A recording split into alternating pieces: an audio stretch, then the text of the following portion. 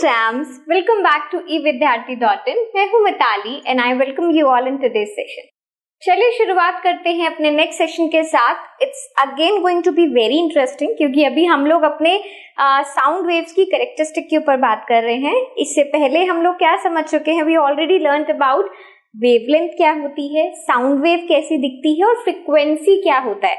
Area of compression ले लो, rare fractions ले लो, crest trough जिसको बोला जाता है, और साथ ही साथ frequency was one of the important thing. ठीक है, टाइम पीरियड भी सीख लिया. अब एक बहुत इंपॉर्टेंट कॉन्सेप्ट है विच इज एम्पलीट्यूड. एम्पलीट्यूड क्या होता है? ठीक है, सो आई मेक श्योर कि हम लोग को इस सेशन में बहुत मजे आने वाले हैं, बिकॉज यहाँ पर मैं उन चीजों की बात करने वाली हूँ जो कि हम अपनी डेली लाइफ में ना कई बार सुनते हैं, सोचते हैं, बोलते तो बहुत बार है. ठीक है ना, तो ये चीज के बारे में मैं आपको सिखाने वाली हूँ. सो अगर मैं एम्पलीट्यूड की बात करती हूँ तो let's start with the definition जो एम्पलीट्यूड के बारे में हमें बताया हुआ है. Maximum displacement of the particle of the medium from the original undisturbed position called amplitude of the wave.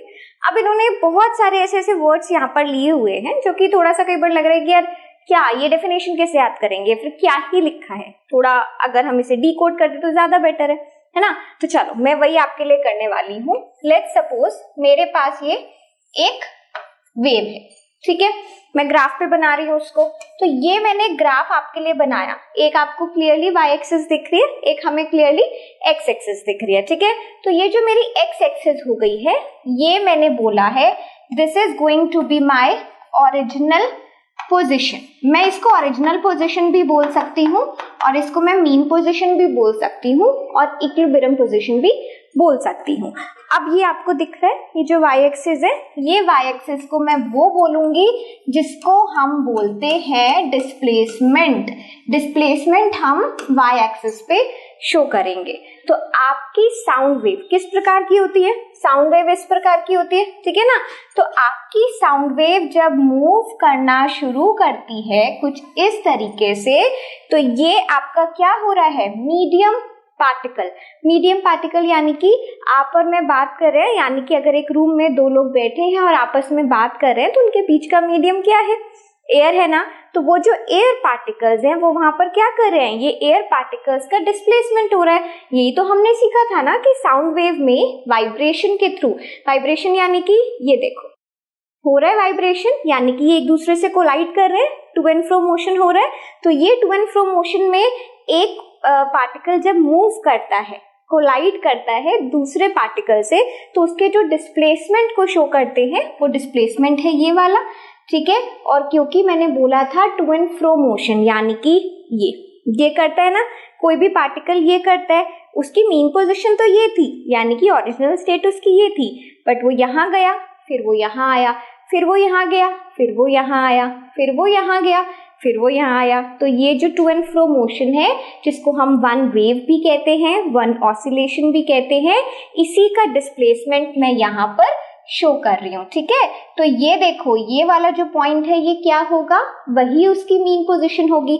फिर से देखना है, एक पोजीशन ये हो गई मैक्सिमम वाली, एक्सट्रीम वाली, फिर वापस अपनी ओरिजिनल स्टेट में गया, लेकिन पीछे मुड़ के यहाँ पर भी गया, यानी कि एक्सट्रीम लेफ्ट में भी गया, तो यहाँ पर भी आया, इसका मतलब है ना.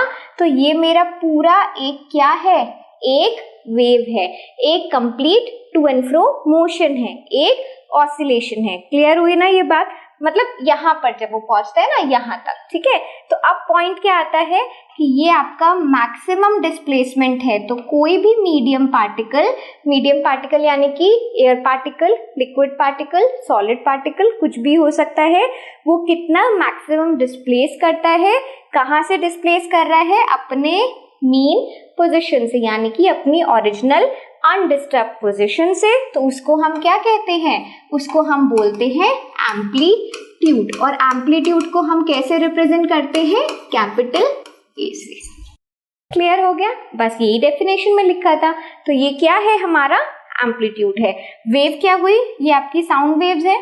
ठीक है ना भाई, तो ये हमारी यहां से शुरू हुई एक वेव. ठीक है, इसको आगे अगर मैं इंक्रीज करने लग जाऊंगी तो आप मुझे क्या बता पाओगे, फ्रीक्वेंसी बता पाओगे, है ना। तो चलो पहले अब इसको थोड़ा सा और समझते हैं। फ्रीक्वेंसी तो ऑलरेडी हम लोगों ने समझ ही रखी है। सब डिफरेंट एम्पलीट्यूड्स हम ड्रॉ कर सकते हैं, अलग अलग साउंड की आवाज होगी। जैसे कि इसका एग्जांपल देती हूँ, जो कि मैंने थोड़ी देर पहले आपको बोला था ना कि एक इसका ऐसा फीचर है जिसको हम सबसे ज्यादा पूरे दिन में जिसके आसपास हम होते हैं, जो कि है आवाज। जोर से बोलना या धीरे बोलना, दैट डिटरमाइंस योर एम्पलीट्यूड, यानी कि लाउडनेस। ठीक है। सो एम्पलीट्यूड का सबसे बड़ा फीचर जो कि आवाज से रिलेटेड होता है वो होता है कितना लाउड आप बोल रहे हो। कई बार होता है जैसे हम क्लास में हैं, क्लास में कोई टीचर हमें पढ़ा रहा है और किसी भी बैक बेंचर को उठा दिया गया, जो कि हम लोगों के साथ मुझे लगता है मोस्ट ऑफ द टाइम होता होगा। ठीक है। और आपसे बोला अरे बोलो जरा, थोड़ी जोर से बोलो। क्या बोला है मैंने अभी, ध्यान तो तुम्हारा है नहीं क्लास में, ऐसे बोलती है ना टीचर। तो वहां पर आप क्या बोलते हो, अगर आपको कुछ नहीं आता है तो हम यानी कि मुंह में बड़बड़ा रहे होते हैं। ठीक है। तो वहां पर क्या होगा, वो एम्पलीट्यूड ये वाला हाल होगा, क्योंकि आपको दिख रहा है ना डिस्प्लेसमेंट ही नहीं हो रहा, बोल ही नहीं रहे, वी आर नॉट लाउड। लेकिन ऑन दी अदर हैंड अगर हम बहुत कॉन्फिडेंट है और हमें सब आता है, या फिर हम अपनी टीचर से थोड़ी सी अपनी बोलते हैं ना तड़ी दिखा लेते हैं, मतलब कि मजाक कर लेते हैं, या उन्हें आंसर करने के लिए हमेशा तत्पर रहते हैं, और जो हमारे थोड़े से होता है कि स्टूडियस बच्चे, नर्ड्स होते हैं, वो क्या करेंगे, अपना आराम से शुरू हो जाएंगे, amplitude is the maximum displacement blah blah blah. तो बेसिकली ये जब हम तेजी से बोलते हैं, जोर से बोलते हैं, तो वहां पर हमारी साउंड वेव का एम्पलीट्यूड बढ़ जाता है। ठीक है। यानी कि साउंड एनर्जी इंक्रीज हो जाती है। साउंड एनर्जी क्या है, साउंड एनर्जी के थ्रू ही तो वो वाइब्रेशंस हो रहे थे, एक दूसरे से हम टकरा रहे थे। तो अगर साउंड एनर्जी कम होगी, जब वो मुंह में बड़बड़ा रहा है, तो साउंड एनर्जी ऑब्वियसली कम होगी। लेकिन जब उसको आंसर पता है और वो अच्छे से तैयार है आंसर देने के लिए, तो वो तेज बोलेगा। अगर वो तेज बोलेगा यानी कि ज्यादा एनर्जी होगी। ज्यादा एनर्जी का मतलब है कि एम्पलीट्यूड ज्यादा होगा। तो बेसिकली यहाँ पर ये आपका एम्पलीट्यूड है इतना सा हिस्सा, यहाँ पर ये आपका एम्पलीट्यूड है इतना सा हिस्सा, और ये आपका क्लियर हो गया। मैंने यहाँ पे ऑलरेडी दिखाया भी हुआ है। तो एम्पलीट्यूड होता है मैक्सिमम डिस्प्लेसमेंट। ठीक है ना। अच्छा, सपोज मैंने क्या किया है, अब मैं क्या कर रही हूँ, मैंने अलग से दो यहाँ पर क्या लिया है, साउंड वेव्स ली हैं आप लोगों के लिए। ठीक है। मैं वही आपके लिए बना रही हूँ। 1, ये लो। अभी यहाँ पर क्या है, हमने क्या किया है, फ्रीक्वेंसी डिटरमाइन कर सकते हो। चलो फ्रीक्वेंसी डिटरमाइन कर सकते हो तो फटाफट से बता दो। इसी तरीके से अब बताओ जरा दोनों में डिफरेंस क्या है। दोनों साउंड वेव्स की अगर मैं बात करूं तो फ्रीक्वेंसी मेरी सेम है। क्यों सेम है, जरा काउंट करें।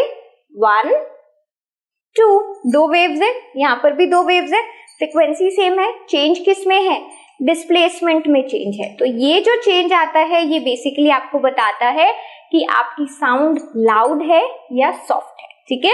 सो चलो लाउडनेस पे अब जंप करते हैं। लाउडनेस पे जंप करने से पहले एक छोटा सा पार्ट है, इसको चलो फिर से देख लेंगे, बट मैं पहले लाउडनेस समझाती हूँ। ठीक है।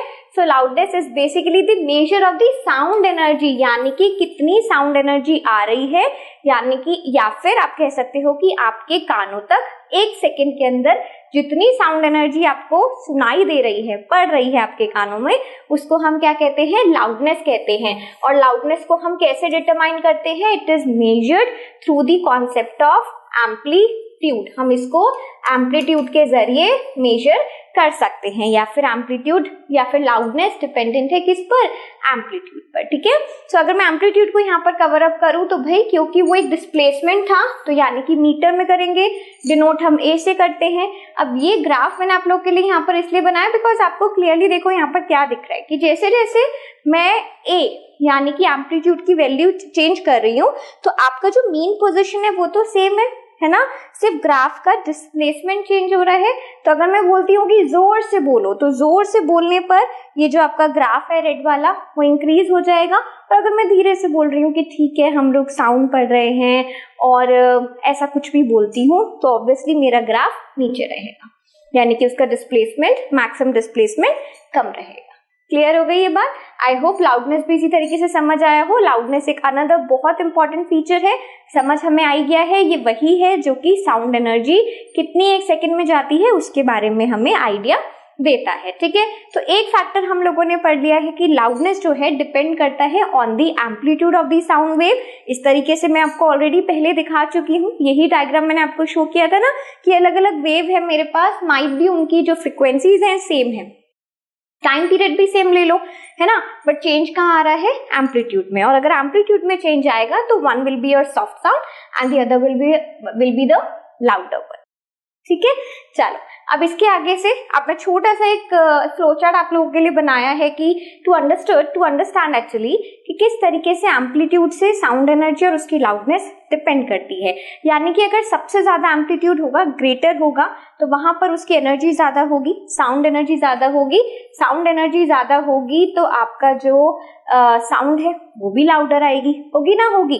तो अब अगर ये ट्रू है तो इसका ऑपोजिट भी ट्रू होगा। ऑपोजिट बोले तो जितनी कम आपका एम्पलीट्यूड होगा, है ना, shorter the amplitude less will be the energy, उतनी ही कम एनर्जी होगी और उतनी ही कम आपकी साउंड होगी। यानी कि उस वक्त हम उसको क्या कहेंगे कि this is going to be a soft sound, या फिर the person speaks very softly, है ना। तो हम बहुत ही बोलते हैं ना, कई बार ये बोला जाता है कि बड़े प्यार से बोलता है, बड़ा सॉफ्टली बोलता है, यानी कि बहुत धीमे बोलता है। बट अगर हम थोड़ा सा भी ऐसे बोलते हैं कि अरे ला के दो और इतना तेज बोलते हैं तो वहां पर हम लाउडर हो जाते हैं। तो यानी कि हमारी आवाज का उस वक्त पे क्या होता है, एम्पलीट्यूड इंक्रीज हो जाता है।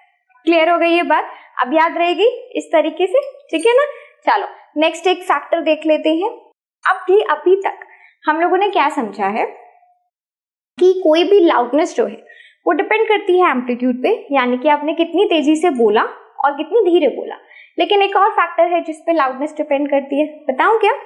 ईयरफोन्स देखिए, ईयरफोन्स के साथ कई बार क्या होता है, या फिर फोन ले लो, ईयरफोन्स छोड़ दो, फोन ले लो। कई बार सामने वाला बंदा जितना मर्जी तेज बोल रहा हो, बट स्पीकर से लिसनर जितना दूर है उतना धीरे आवाज आती है। होता है कि नहीं होता? मैं कोई फोन सुन रही हूँ, for example I took a phone, ठीक है, फोन आया, ये सब बच्चे करते हैं। सब बच्चे क्या, वो छोटे वाले तो जिनको हम थोड़ा सा मतलब होता है ना कि बच्चों को पागल बनाने के लिए, पागल तो वर्ड कहना सही नहीं है, बट बच्चों को बहलाने के लिए हम करते हैं ले लो फोन, ले लो फोन, ले लो, और वो ऐसे ही लेके घूमते रहते हैं। ठीक है, मैं अभी आपको समझाने के लिए कर रही हूँ। सपोज हम यहाँ पे कोई बात कर रहे हैं तो हमें क्लियरली बात आ रही है, बट ये मैं लिसनर थी, यहाँ पर स्पीकर है, यही स्पीकर का डिस्टेंस जब मेरे कानों से दूर हो जाएगा, यानी कि डिस्टेंस जब इंक्रीज हो जाएगा तो क्या होगा, लाउडनेस कम होगी ना। तो also loudness depends on the distance. तो लाउडनेस किस पे डिपेंड करती है, डिस्टेंस पे भी। As the distance increase between the source and the listener, source क्या है, सोर्स फोन का स्पीकर है ना। तो अगर स्पीकर और सोर्स के बीच में कुछ भी कह लो, इस केस में अगर वो डिस्टेंस इंक्रीज होता है तो लाउडनेस और एम्पलीट्यूड दोनों ही डिक्रीज होते हैं। देखो लाउडनेस यानी कि धीमी आवाज आनी, और ऑब्वियसली एम्पलीट्यूड भी डिक्रीज हो जाएगा, ठीक है ना। तो इसलिए आप क्या कहोगे कि भाई डिस्टेंस पे भी हमारी जो लाउडनेस है वो 100% डिपेंडेंट है, ठीक है। चलो नेक्स्ट पॉइंट बस इतना है कि आपको अगर लाउडनेस को मेजर करना है तो इसको हम मेजर कर सकते हैं डेसिबल्स। क्लियर हो गया, ये बस हमें याद रखना है। एम्पलीट्यूड को मेजर करेंगे मीटर में, लिख दूं एक बार एम्पलीट्यूड को, क्योंकि वो एक तरीके का बस डिस्प्लेसमेंट है, यानी कि डिस्टेंस है, तो उसको हम मीटर में करते हैं मेजर, और लाउडनेस को डेसिबल्स, ठीक है ना। चलिए अब इसको यहाँ पर एंड करते हैं। And that's all for this session. Amplitude सीख लिया है, लाउडनेस कैसे डिपेंडेंट है ये सीख लिया है। अब हमारे पास रहता है what is all about the pitch and quality, ठीक है। सब उसको नेक्स्ट सेशन में हम कवर अप करते हैं। Stay tune with us guys, and I really hope कि आप लोग को पसंद आया हो, समझ आया हो। So keep smiling everyone, bye bye.